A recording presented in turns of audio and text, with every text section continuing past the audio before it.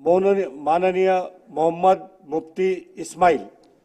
अध्यक्ष महोदय, मोहतरम राज्यपाल साहब के अभिभाषण पर आपने मुझे कहने का मौका दिया, मैं आपका बहुत बहुत शुक्रगुजार हूँ।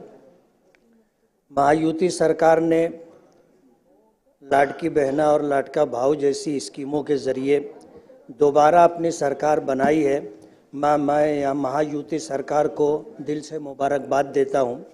अध्यक्ष महोदय, मैं मालेगांव सेंट्रल से चुन करके आया हूँ। मेरी कॉन्स्टिट्यूंसी टेक्सटाइल सिटी है।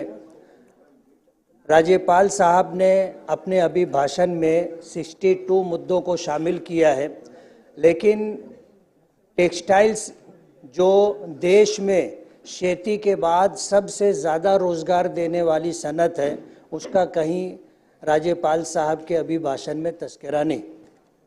मालेगांव में प्लेन पावर लूम है और सरकार जो भी स्कीमें बनाती है वो जदीद पावर लूमों के लिए बनाई जाती है, लेकिन प्लेन पावर लूम के लिए कोई स्कीम नहीं बनती।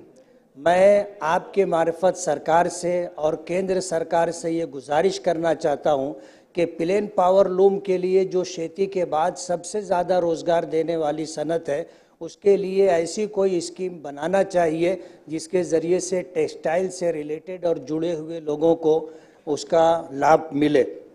अध्यक्ष महोदय, मेरी कॉन्स्टिट्यूंसी में सट्टा है, जुगार है, इसी तरह नशा और चीज़ों की ख़रीद व फरोख्त है, जैसे गांजा है, कुत्ता गोली जिसे अल्पराज़ोलम कहते हैं।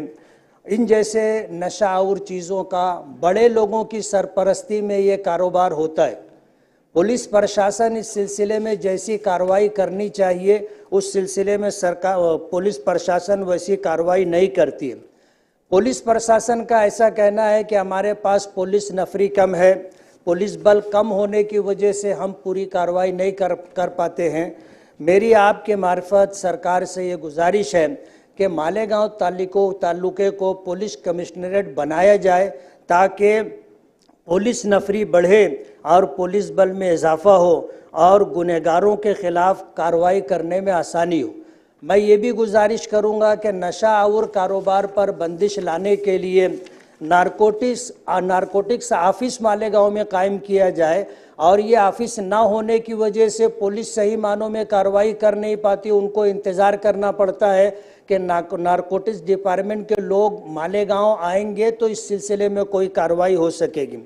सट्टा जुगार बहुत बड़े पैमाने पर होता है और पुलिस प्रशासन की छत्र छाया में होता है।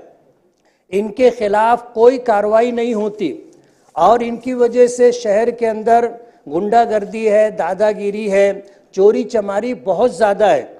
मेरी कॉन्स्टिट्यूंसी में रिजल्ट आने के बाद आज सूरत हाल ये है कि मेरे जो हमदर्द थे, मेरे साथ काम करने वाले कार्यकर्ता लोग थे, उनको टारगेट करके उनकी मोटरसाइकिल रोज़ाना चोरी होती है। आप अगर पुलिस प्रशासन से रिपोर्ट लोगे तो एक दिन भी ऐसा नहीं होता जिसमें 2-4 मोटरसाइकिल चोरी ना होती हो।